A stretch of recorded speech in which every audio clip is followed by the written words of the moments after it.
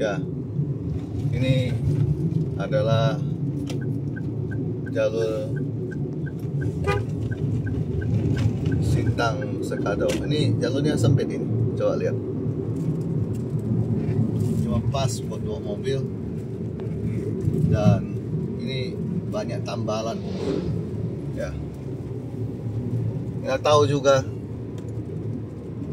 Jalanan Kalbar ini selalu banyak lubang dan tambalan, dan jalannya sempit. Sekarang sudah banyak masuk truk-truk besar di sini, sehingga kalau berpapasan dengan truk besar kita harus minggir gitu.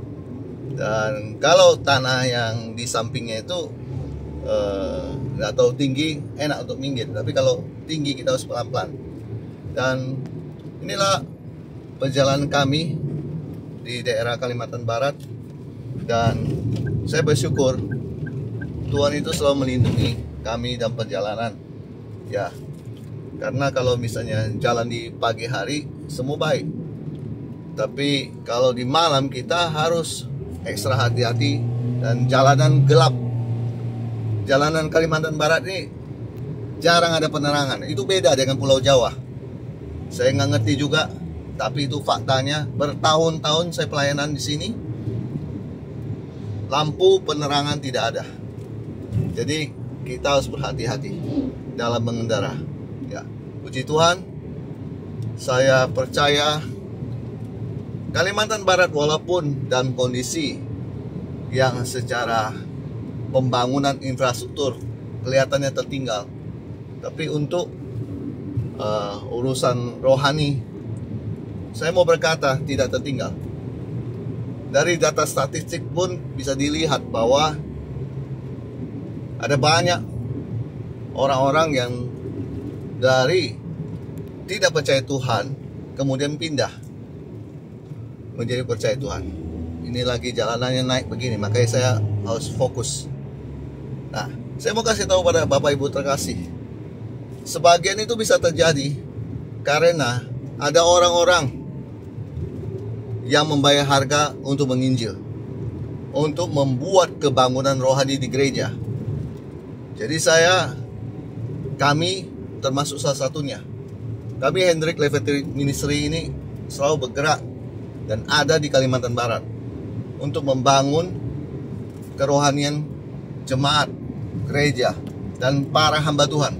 Sebab tidak sedikit hamba Tuhan di sini juga di pedalaman itu butuh dikuatkan, karena tantangan mereka banyak. Bukan hanya soal jemaat, tetapi juga soal diri mereka. Nggak mau dipungkiri, mereka juga lemah, bisa lemah. Dan mereka tuh butuh partner dari luar untuk masuk dan menguatkan mereka. Dan saya berharap makin hari gereja-gereja, khususnya gereja-gereja besar di Jakarta, di kota-kota seperti Semarang dan Surabaya, itu mau mengirimkan staf mereka, para misionari, untuk datang ke daerah dan menguatkan para hamba Tuhan di pedalaman, juga jemaat, gereja. Dengan begitu kekristenan baru bisa maju. Jangan suka cuma pintar kita berbicara tentang masalah, ya intinya kenapa ini begini, kekristenan penghijauan itu banyak dan sebagainya. Itu tidak penting dibahas. Yang penting kita butuh action. Lakukan bagian Anda. Lakukan bagian Anda, yaitu bergerak dan memberitakan Injil. Ya. Saya percaya kalau kita bergerak, kita menginjil, maka gereja, kekristenan itu semakin hari akan semakin maju. Ya. Tuhan Yesus memberkati kita semua. Puji Tuhan.